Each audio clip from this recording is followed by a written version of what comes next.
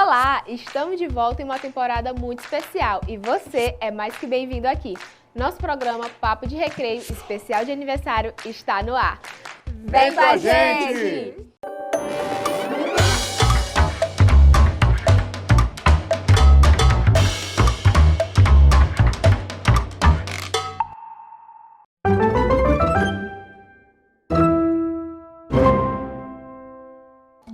Hoje abordaremos os principais marcos da história da educação brasileira.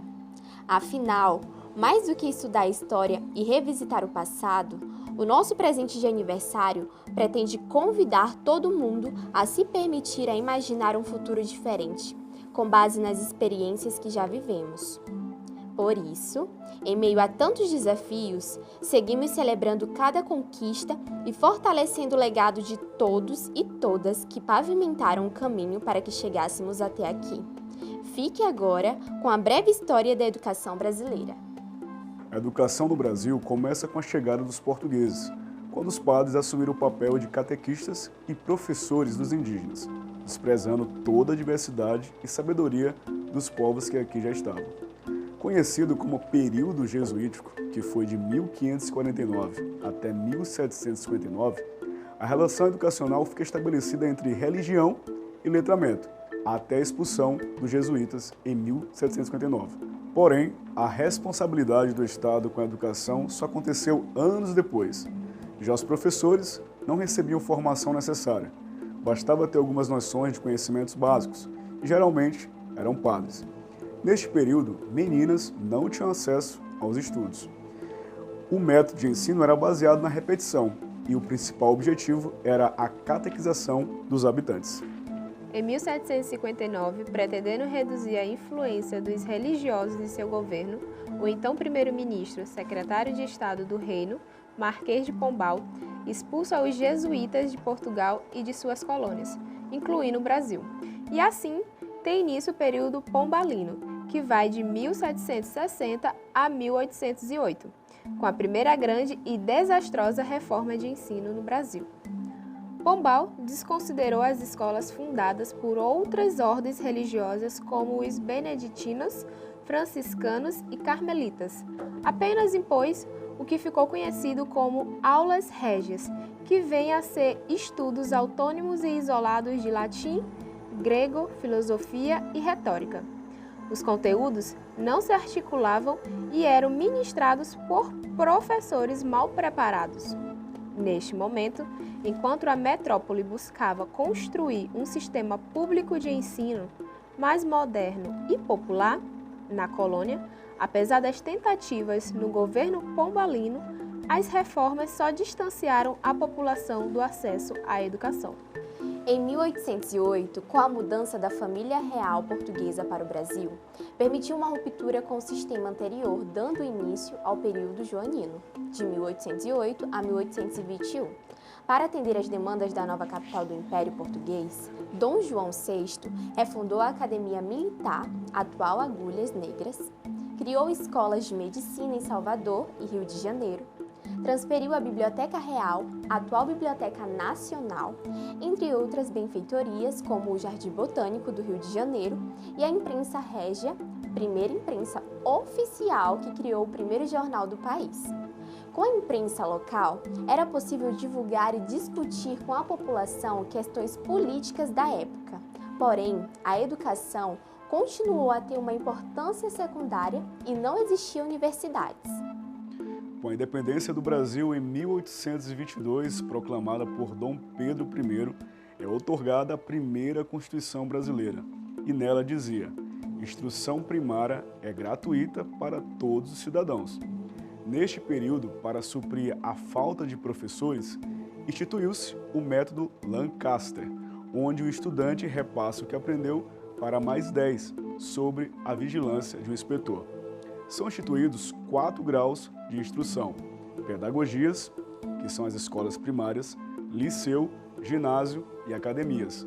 Um projeto propunha pedagogias para vilas e cidades, exames de seleção para professores e abertura de escola para meninas. Para garantir a ordem prática da formação dos advogados e administradores públicos do recente Império, são criadas 2 faculdades de Direito, evitando que os estudantes deslocassem para a Europa. Segundo historiadores, por todo o Império, pouco foi realizado a favor da educação. E muitos afirmavam que a qualidade do nosso ensino era ruim. Passado o período da coroa, o Brasil, entre 1889 e 1929, passa a viver a época da República Velha. Com o sistema presidencialista, a educação passa a beber da fonte da filosofia positivista, com princípios baseados na liberdade e laicidade do ensino, como também a gratuidade da escola primária.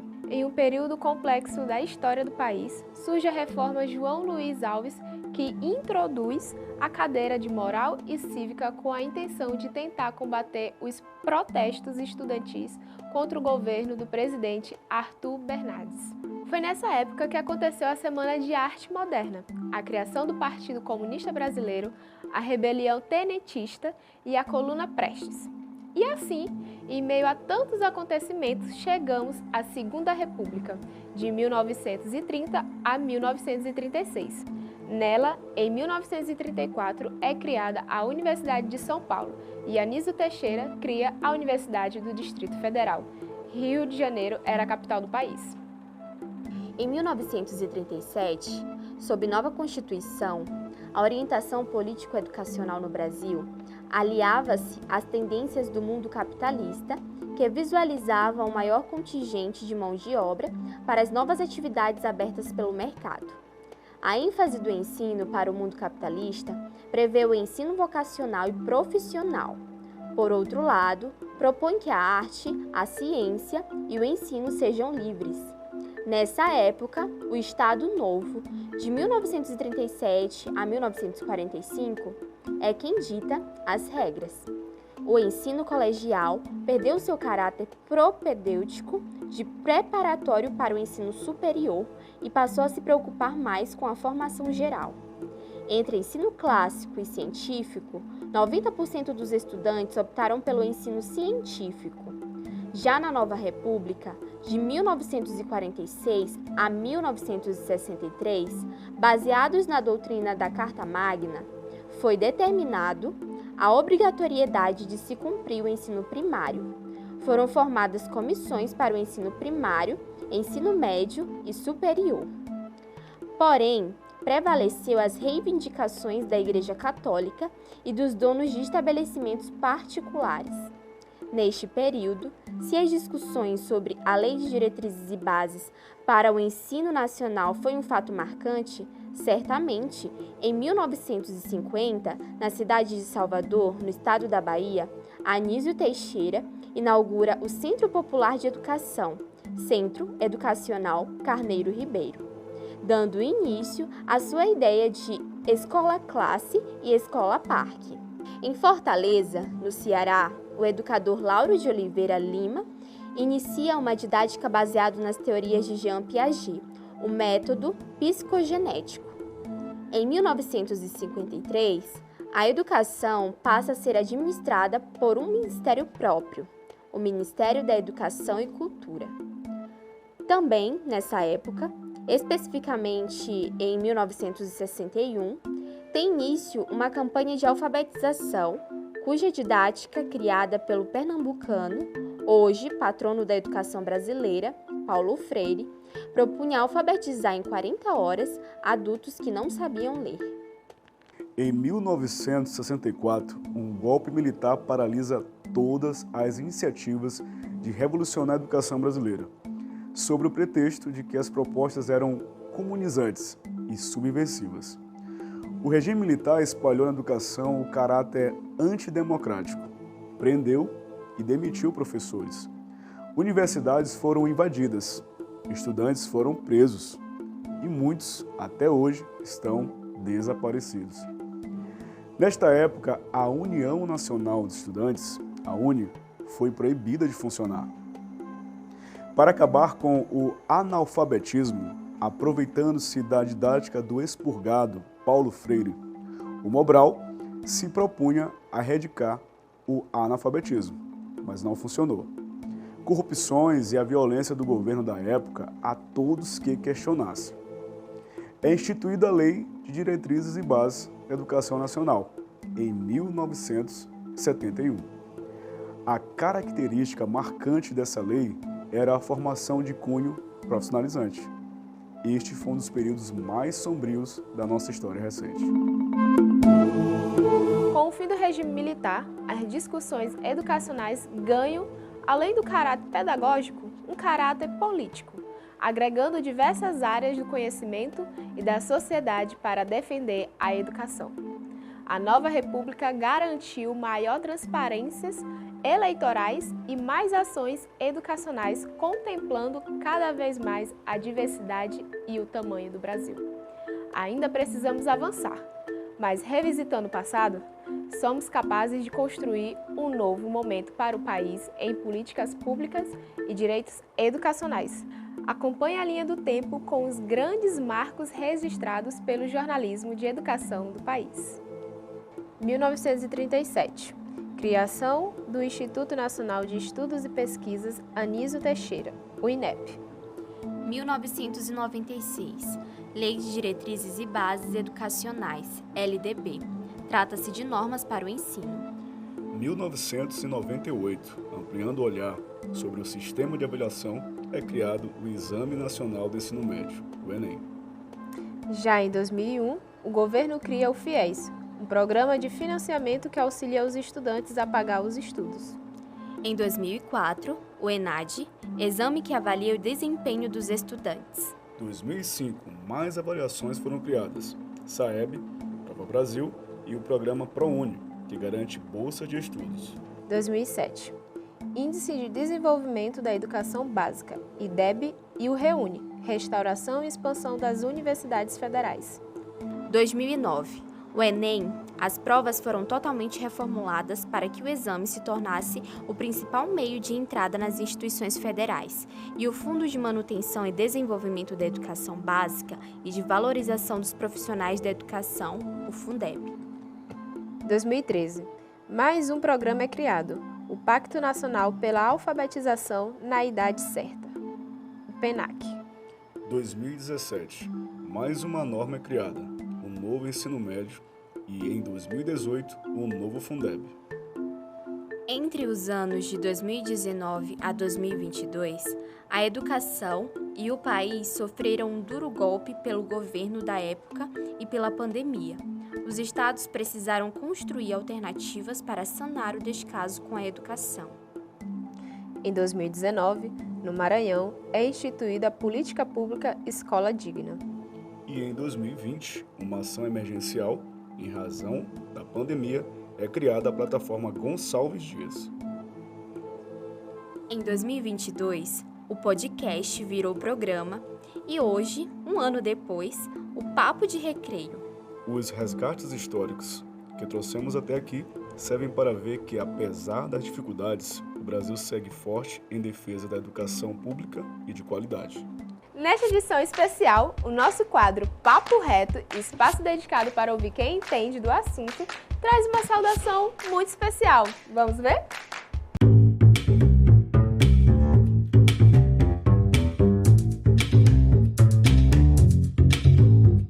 É isso mesmo, Bia. E hoje nós vamos conversar com uma pessoa muito importante. Saca só o que ela é? Ela é graduada em Pedagogia e mestre em Educação pela Universidade Federal do Maranhão. Atualmente é secretária adjunta de Gestão da Rede do Ensino e da Aprendizagem da Secretaria de Estado da Educação do Maranhão, membro titular do Fórum Estadual de Educação do nosso estado, pesquisadora da Rede de Especialistas em Políticas Educacionais da América Latina da Unesco e coordenadora do projeto Trilhos da Alfabetização da Fundação Getúlio Vargas em parceria com a SEDUC. E aí, já deu pra saber quem é? É isso mesmo, é a nossa querida amiga e professora Nádia Dutra. Vamos ligar pra ela?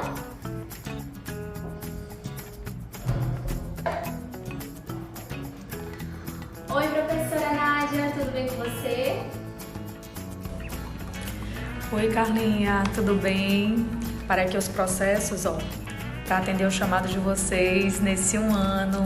Desde já, parabéns, viu? Professora, comemorando um ano do programa Papo de Recreio, estamos contando a breve história da educação brasileira.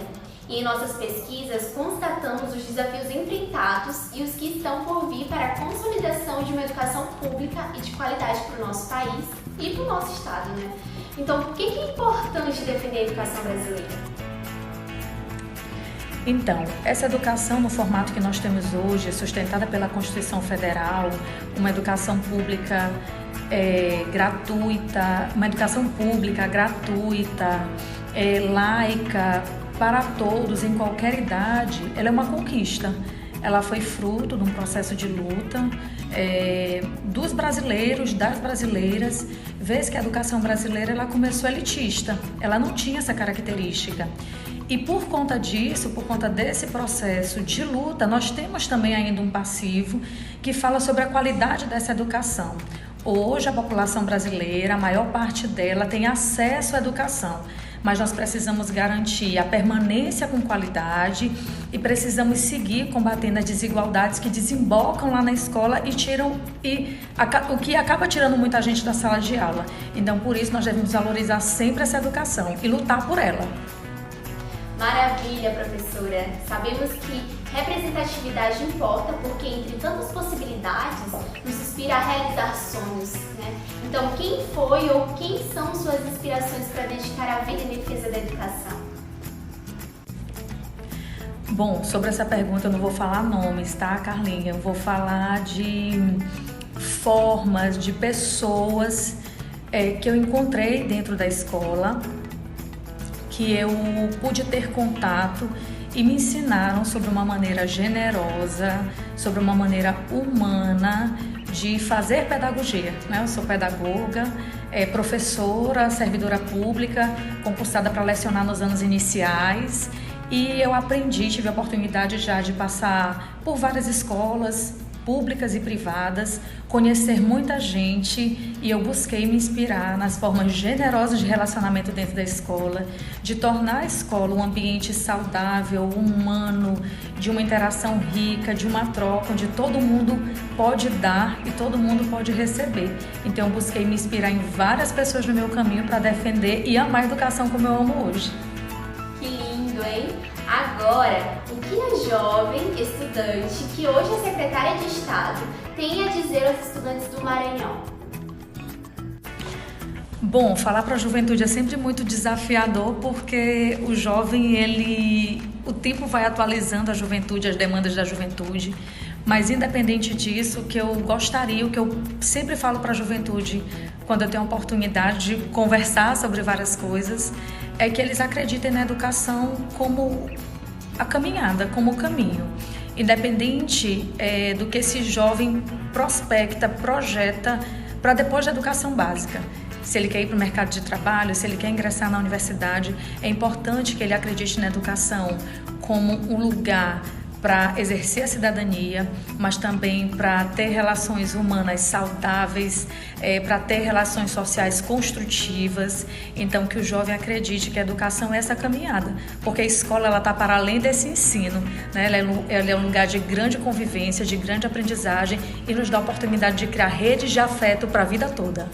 Mensagem linda e necessária, professora. Obrigada por nos atender. É sempre um aprendizado bater um papo com a senhora. Tchau, tchau.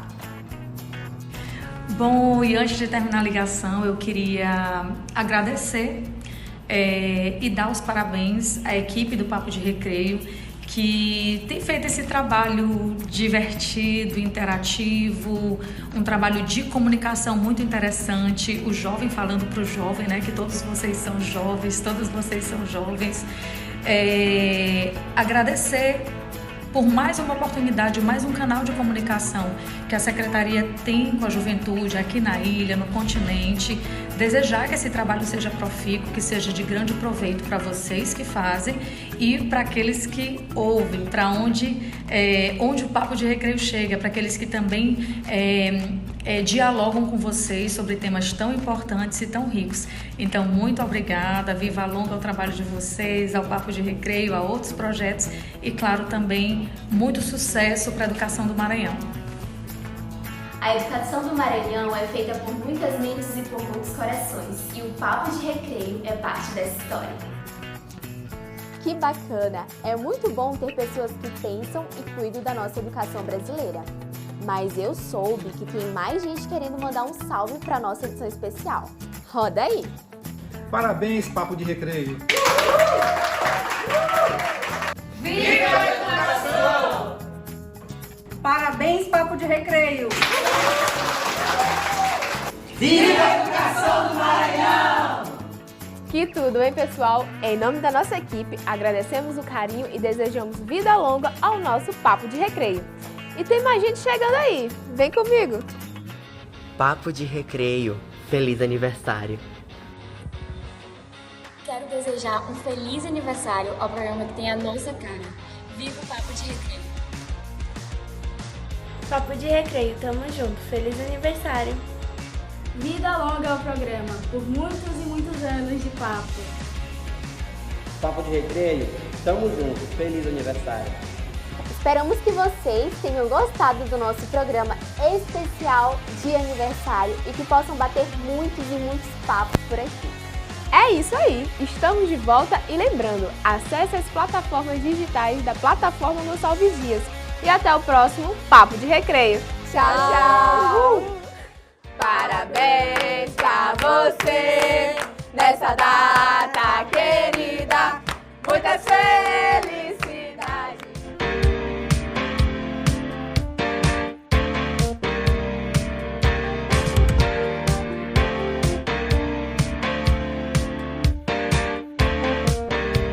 Uma salva de palmas. Corrupções e a violência do governo da época a todos que questionassem. Tá quebrado aí, né? Eu soube que tem mais gente querendo mandar um salve para nossa edição especial.